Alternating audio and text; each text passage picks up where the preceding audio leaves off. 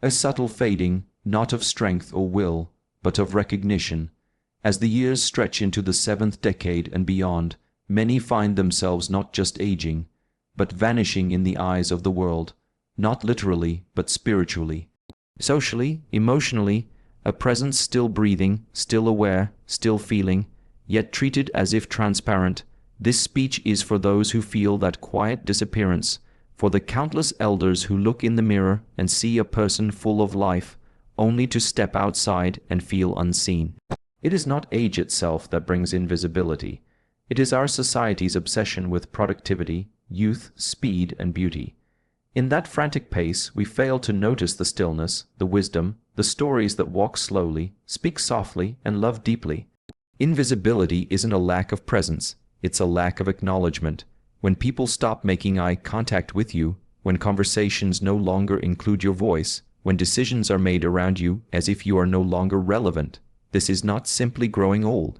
This is being erased while alive, yet inside every 70-year-old is a lifetime of lessons, heartbreaks, triumphs, failures, discoveries. Each wrinkle is a verse of a poem written in sweat, sacrifice, joy, and sorrow. The elderly do not ask for pity. They ask for recognition, for dignity, for presence, to feel that they are still contributing, still mattering, still part of the collective story. One of the most engaging truths about aging is that while the body may slow down, the awareness deepens. With age comes clarity, the kind that can only be earned through time. But what use is this clarity if no one wants to listen? We must ask ourselves, when did age become a reason for exclusion instead of reverence? Why is a 25-year-old influencer more listened to than a 75-year-old grandmother who has seen war, raised families, endured loss, and survived eras we only read about? The answer is not in them, it is in us. Today, we explore why people over 70 feel invisible, not just through statistics or psychology, but through soul. We will peel back the layers of silence society has draped over its elders, and perhaps, in understanding their invisibility, we might begin to see them again.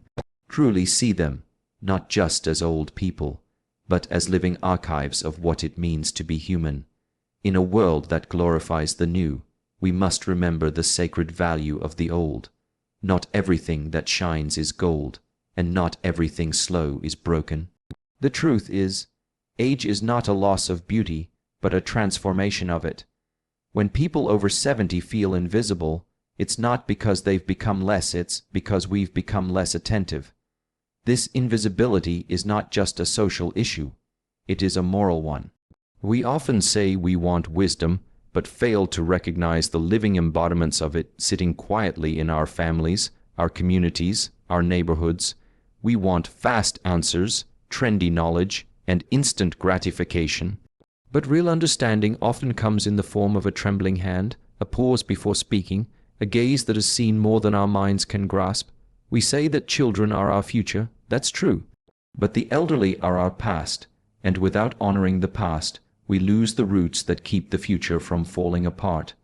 A society that silences its elders is a society that is slowly forgetting how to listen, how to learn, and how to love deeply.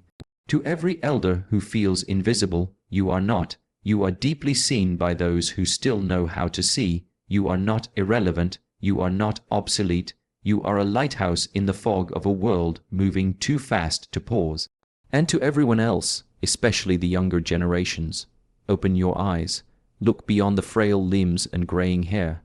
You will find strength masked in silence. You will find a fire still burning, though dimmed by years. Reverence for age is not about obligation, it is about restoration. When we begin to see our elders again, not just physically but emotionally, we re-establish a broken connection between generations. We allow ourselves to receive what only they can give, the long view of life, the courage to endure, the elegance of restraint, the lessons that cannot be Googled. So, let us shift, let us listen. Let us lean in when someone older speaks, not with impatience but with curiosity. Let us return to the ancient understanding that aging is not a fading, but a ripening. A human being at 70, 80, 90 years is not a shadow. They are a monument. You want to be wise, then start by seeing the wise. You want to grow with dignity, then honor those who already have.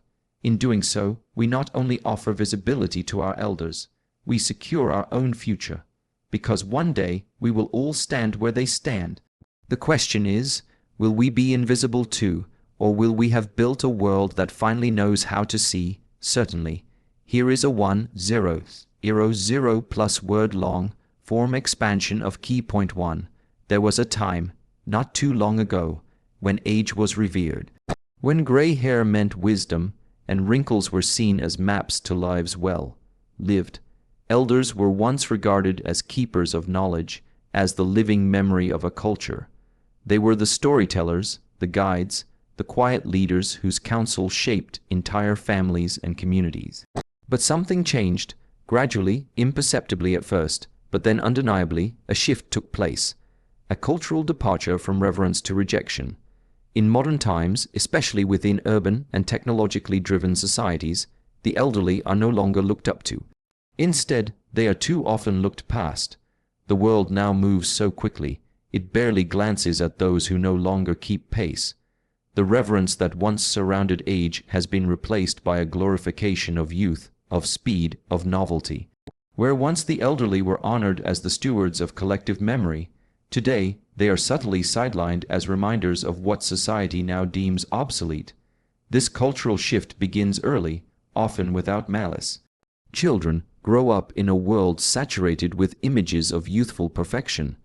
Television, advertising, film, and now social media flood our consciousness with ideals that are inherently tied to being young. Beauty is airbrushed, vitality is filtered, and success is equated with being fast, loud, and constantly visible. In this environment, aging becomes not just natural, but undesirable. It becomes a thing to fight, to cover up, to hide from. And as we begin to fear aging, we begin to distance ourselves from those who embody it. The consequences of this shift are devastating, not just for those who grow older, but for everyone. When a culture stops listening to its elders, it severs itself from its roots. It becomes a society of short-term memory, one that repeats mistakes and forgets hard-won truths. We've traded stories for scrolls. We don't sit at the feet of our elders anymore. We swipe, we skim, we scroll past lives that took decades to understand. For those over 70, this shift isn't just noticeable. It's deeply felt. Imagine waking up each day knowing you have something to give, but the world no longer asks you for it. Imagine walking into a room and being looked over, spoken around, or worse, ignored completely. You still think, you still feel, you still care, but somehow your presence no longer holds weight. It's not that you're physically invisible, it's that you've been rendered culturally invisible. This invisibility is reinforced in countless ways. From the lack of meaningful roles for elders in workplaces to the portrayal of older characters in media as forgetful, irrelevant, or comedic. Even language betrays this cultural shift. Terms like old-fashioned, past your prime, and over the hill reveal a deep-rooted discomfort with aging. In contrast, youth is framed as the pinnacle of relevance, up and coming, fresh ideas, the next generation. We praise the future and forget to honor the past, but perhaps the most painful manifestation of this rejection is in how society treats time. Time, once measured in seasons and decades, is now reduced to seconds and likes. Fast food, fast fashion, fast content. The elderly, with their deliberate pace and reflective speech, do not fit into this hyper-efficient mold. Their pace is mistaken for slowness, their wisdom for nostalgia, their depth for irrelevance, and yet beneath this societal blindness lies a powerful truth. Those over 70 have survived everything younger generations are only beginning to understand. Wars, recessions, loss, heartbreak, rebuilding, reinvention. Their stories are filled with courage, patience, and perspective, but when culture shifts from reverence to rejection, these stories go untold. These voices go unheard. We lose access to a well of knowledge not because it dries up, but because we stop drawing from it.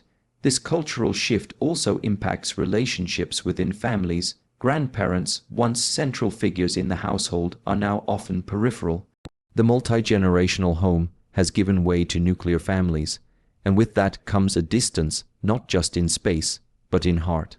The connection that once passed from grandparent to grandchild through shared meals, walks, and late-night stories is now mediated through texts, short visits, or in some cases, complete silence.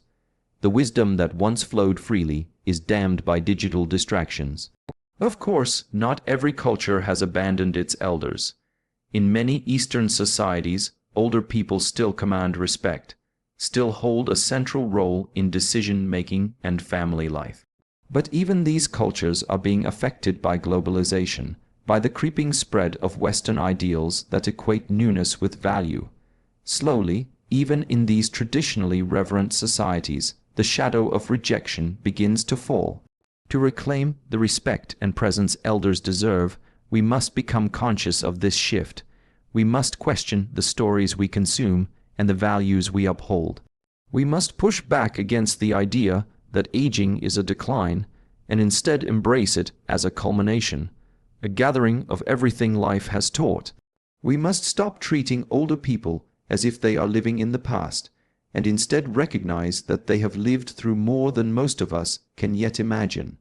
Imagine a world where age was not a barrier but a badge, where turning 70 meant not the beginning of irrelevance, but the opening of a new chapter of guidance, where elders were consulted not just in crisis, but in everyday life, where their presence was not just tolerated, but treasured. In such a world, the elderly would not feel invisible. They would feel needed, seen, valued, because ultimately they are. The only thing that has changed is our awareness of that truth, and perhaps it's time we bring it back into focus. This is not a call to merely include elders in society. It's a call to center them, to restore balance to a culture that has tipped too far toward speed and noise, to remember that the quietest voices often carry the deepest truths. When we shift from rejection back to reverence, we don't just restore the dignity of those over 70. We heal a part of our collective soul that has forgotten how to honor experience. Let us remember, one day, we will all stand where they stand. The question is, will we be seen, or will we too vanish into that same cultural silence?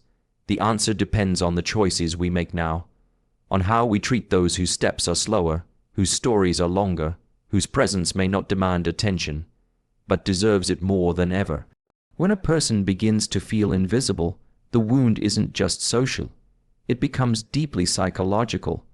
For individuals over 70, the experience of being overlooked doesn't stop at missed greetings or excluded conversations. It begins to take root in their sense of identity. Human beings are not designed to live in isolation, not just physical, but emotional and perceptual. We are wired to be seen, heard, and acknowledged. And when society stops reflecting your existence back to you, it can lead to a quiet unraveling within. To be ignored repeatedly is not just frustrating, it becomes internalized. Slowly, a person begins to question their own value. Not because they have changed, but because the world treats them as though they no longer matter. This is especially true for the elderly, who have spent a lifetime being active, useful, and connected. When that connection erodes, the psychological effects are profound. The process often begins subtly. A person retires and finds that the structure once offered by work disappears. The phone doesn't ring as often. Invitations become rare. People around them begin to speak louder or slower, as if age has made them incapable of understanding nuance. In public, service workers speak to their younger companions instead of them. Doctors may talk to family members about their health instead of addressing them directly. These aren't just isolated incidents. They form a pattern of dismissal. And over time, that pattern creates a narrative. I don't matter anymore. That narrative becomes toxic. It fosters feelings of shame, inadequacy, and irrelevance. It leads many to withdraw, not because they want to be alone, but because they've been made to feel like burdens. the once vibrant inner world begins to dim. The thoughts, dreams, desires, and wisdom that still live inside a person become locked behind a barrier of societal disinterest, and it's not long before depression begins to settle in. Depression in the elderly is often undiagnosed or misinterpreted. What looks like tiredness or moodiness may in fact be a profound loneliness stemming from years of being unseen. Studies have shown that older adults who feel ignored or excluded are at higher risk for mental health issues, including anxiety, cognitive decline, and suicidal ideation. The mind begins to deteriorate not just because of age, but because it has been cut off from engagement. Memory and identity are closely tied. When people no longer ask for your stories, you begin to forget that you have them. When no one asks for your opinion, you begin to believe it's not worth offering. The absence of recognition is not just silence, it's a form of erasure, and over time it becomes self-perpetuating. The more invisible someone feels, the less they reach out. The less they reach out, the more society forgets them. A devastating cycle is born, one that leads to emotional isolation even when a person is surrounded by others. One of the greatest needs we have as human beings is to feel like we still belong, that we still have something to offer. For those over 70, this need is no different. If anything, it's even more urgent. They have lived through so much. They've seen entire worlds change. But when the current world acts as if they're no longer needed, it sends a dangerous message. And some begin to believe it. This psychological toll affects more than emotions. It impacts physical health. The body responds to rejection just as it does to physical harm. Cortisol levels rise, immune responses weaken, and energy declines. Some studies have found that feelings of loneliness and invisibility can have the same health impact as smoking 15 cigarettes a day. Not being seen doesn't just hurt emotionally, it literally shortens life. It's also important to understand that the elderly are not immune to societal messages. They watch the same commercials. They scroll past the same social media. They see how aging is portrayed and internalize it. They begin to feel shame about their appearance, their slowness, their forgetfulness. Some even try to pretend they are younger than they are, afraid to reveal their true age in conversations, fearing immediate dismissal. This shame is not theirs to carry. It is the weight of a culture that worships novelty and forgets legacy. And yet, it is the elderly who bear the burden. They often smile through it. They won't say it out loud. But behind the eyes of many elders is a silent plea. See me, talk to me, ask me something real. Intergenerational relationships can help mend this psychological damage. When younger people engage meaningfully with elders, something beautiful happens. The elder begins to feel relevant again. Their voice matters. Their experiences become valuable currency, and the younger person gains access to a wisdom no algorithm can provide. This is not just therapy, it is restoration. It is medicine for a soul made sick by silence. Unfortunately, in many places, this bridge between generations has crumbled. Technology connects us globally, but disconnects us generationally. Older people often struggle to keep up with the digital age. They find that the things they once mastered, face-to-face conversation, deep listening, long-form storytelling, are no longer valued in a world of 10-second videos and 140-character thoughts. This widens the gap. The old feel left behind, and the young don't even realize what they've lost. What we must understand is this: being ignored is not just an inconvenience. It is a psychological wound that cuts deep. When a person over 70 is treated as if they're past their prime, it tells them that their best days are behind them, that their current self is a shadow of what used to be, and no one wants to live as a shadow, but the truth is different. The person who is 75 or 80 has not stopped growing. They may have slowed, but they are still evolving. They still feel love, jealousy, excitement, fear, curiosity, and joy. They still dream, and perhaps more importantly, they still long to be useful. Contribution is not limited by age. But it is often stifled by the perception that contribution must look a certain way, fast, flashy, youthful. If we want to heal the minds of our elders, we must begin by healing how we see them.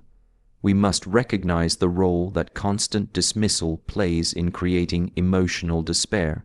We must teach ourselves and the next generation that aging is not a problem to fix, but a treasure to protect.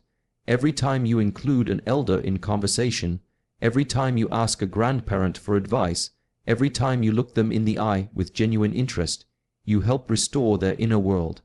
You send the message, "You still matter, I still see you."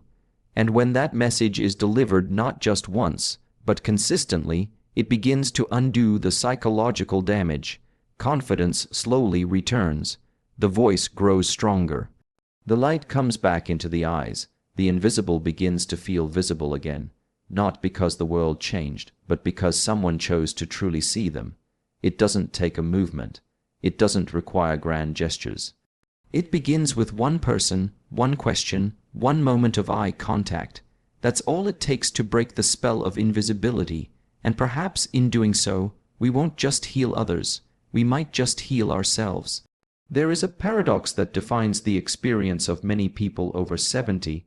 They are full of wisdom, yet constantly feel irrelevant. They have lived through the rise and fall of generations, navigated shifting social values, and survived the endless unpredictability of life itself. They have learned not only from books or instructions, but from years of direct experience, of failure, love, illness, war, grief, sacrifice, patience, growth. And yet, in a world that prizes the rapid, the trending, and the new, their wisdom is often seen as outdated. Their voice is muffled by the noise of modern life, where attention spans are shrinking, and knowledge is consumed in quick bites rather than sought through long conversations. In this high-speed society, relevance has been redefined, and not in their favor. The world moves fast now, almost breathlessly so. Technology changes monthly, new platforms rise and fall, language evolves with internet trends, and cultural references shift with viral content. For the older generation, it feels like standing on the shore while the ocean races away from them. The tools they mastered, handwritten letters, rotary phones, face-to-face dialogue, have been replaced by apps, emojis, and digital expressions that don't always make room for emotional depth. While some adapt, many feel left behind. Not because they can't learn, but because the world doesn't wait for them to catch up.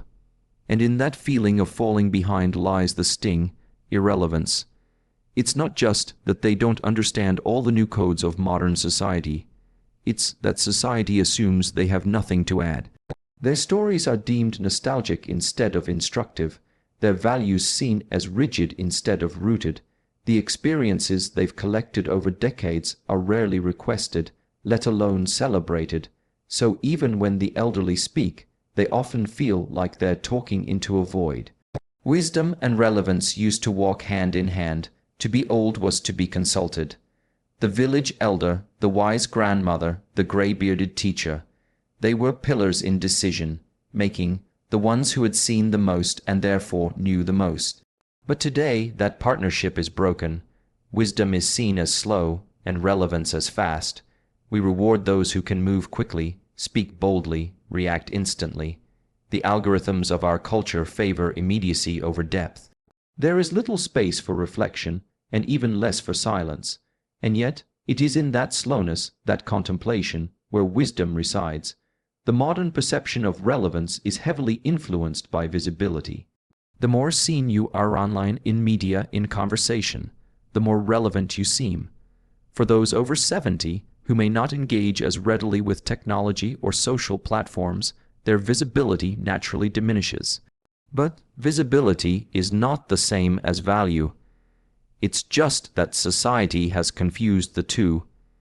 And so, when older individuals do not occupy the same digital spaces as younger people, they are treated as if they no longer exist within the social framework. But wisdom doesn't fade with age. In fact, it deepens. It matures in the quiet years, in the time after the children have grown, after careers have ended, after loss has been absorbed into the soul. That kind of wisdom cannot be acquired in a university or by reading a book. It is the product of endurance, of having lived and continued on, of understanding that life is not just about gaining, but about letting go, forgiving, adjusting, adapting. These lessons are priceless, but too often go unused. They are left unopened, like old letters in a drawer, because the world is too busy clicking on what's next. The battle between wisdom and relevance is not just about age, it's about values. What do we really admire? What do we consider meaningful? When society places its highest currency on innovation, disruption, and novelty, we risk discarding the foundational elements that hold cultures together: patience, history, memory, and reflection. A tree cannot grow without roots, yet our obsession with progress has led us to sever our connection with those very roots. The elderly represent those roots, and in ignoring them, we lose our grounding. What makes this even more painful for those over 70 is that many of them still have the desire to contribute. They want to mentor, to guide, to listen, to offer advice not as an imposition, but as a gift. They are not trying to relive the past. They are trying to offer it as a roadmap. But too often, they are met with polite nods and subtle dismissals. Times are different now, they are told. That's not how we do things anymore. And perhaps at times that's true. But while methods may evolve, the human heart does not change. The desire for love, peace, identity, belonging, purpose, these are timeless. And who better to illuminate those truths than someone who has spent a lifetime chasing them? The feeling of irrelevance, then, is not caused by a lack of ability or wisdom in the elderly. It is caused by a lack of receptivity in those around them. We have trained ourselves to only hear what's loud and only value what's new. But there is wisdom in silence and timeless truth in old voices. The tragedy is that we are forgetting how to listen. This disconnect also affects older people on a personal level. They begin to doubt their own worth. They second-guess their instincts. Even if they know the right answer, they often hold back from speaking, unsure whether anyone will care to hear it. This self-censorship is not about humility, it's about resignation. After enough time of being talked over or brushed aside, even the strongest voices grow quiet. And that silence, mistaken for disinterest, only further reinforces the belief that they have nothing to offer. The truth is the exact opposite. They are choosing silence because they believe it is expected of them. To rebuild the bridge between wisdom and relevance, we need to slow down. We need to value experience not just when it's packaged in a TED talk, but when it's sitting across the table in the form of a grandfather with shaky hands and a soft voice. We need to make time for long conversations, for storytelling, for sitting with someone who has seen more than we have and asking, "What was it like?" and actually listening, not just out of politeness, but out of genuine interest. We also need to redesign what we mean by relevance. It is not just about being current, it's about being meaningful. And meaning is something elders possess in abundance. Their relevance lies not in knowing every new app, but in understanding what it means to lose someone and survive. In knowing how to start again after failure, in having learned the value of a quiet moment, a kind word, a promise kept. These things matter more than trends, they always have, we've just forgotten. In the battle between wisdom and relevance, wisdom doesn't need to fight. It only needs to be invited back to the table, to those over 70 who feel dismissed or invisible. Your presence is still powerful. Your life is still a lighthouse. You are not relics of the past. You are reservoirs of truth in a world that is increasingly thirsty for it, even if it doesn't always know where to look. To everyone else, don't just speak about honoring the elderly. Live it, include them, learn from them, make space for their stories and their truths. Because one day, when we reach that same stage of life, we will not want to be pitied. We will want to be heard. We will want to be seen as relevant not in spite of our years, but because of them. And when that time comes, the way we treated today's elders will echo forward. Let it be an echo of dignity. Let it be an echo of reverence.